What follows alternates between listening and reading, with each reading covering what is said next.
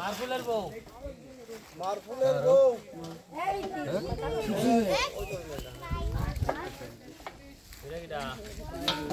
বাবলু ভাইয়ের মেয়ে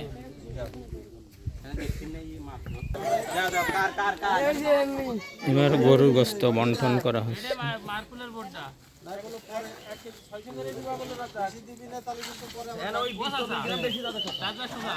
তুমি আমার গামলা ঢুকছো হাতে করে উপরে দাও